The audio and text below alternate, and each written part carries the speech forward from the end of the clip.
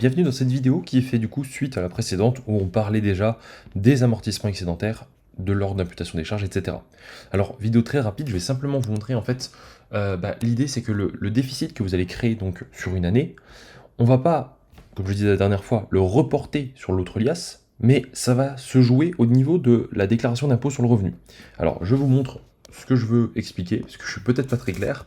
Je mets un truc fictif, 2500 euros, et on va dire que j'ai eu 4000 euros de charge. Voilà, tout simplement, il n'y a pas d'amortissement, il n'y a rien, on s'en fiche pour l'exemple. Donc là, je génère bien un déficit de 1500 euros sur l'année.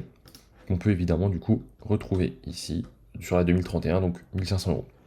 Ok, quand on prend cette partie-là, donc vous savez, ça c'est le formulaire que vous avez quand vous faites votre déclaration d'impôt, on voit qu'il y a deux choses, donc régime microbique, régime réel.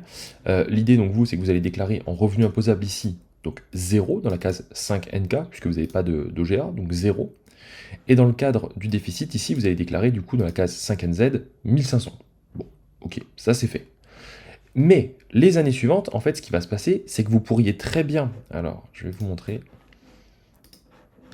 par exemple ici, si j'ai 1000 voilà, de loyer, on va dire que j'ai pas de charge, j'ai rien du tout, bon c'est impossible, mais admettons, ça me donne 1000 de résultats. Du coup, pour la deuxième année, sur ma 2031, je vais avoir 1000 de bénéfices ici. Alors on pourrait se dire, bah mince, je vais être imposé à hauteur de... Enfin, je vais avoir 1000 de résultats, donc je vais me taper des prélèvements sociaux et impôts sur cette base.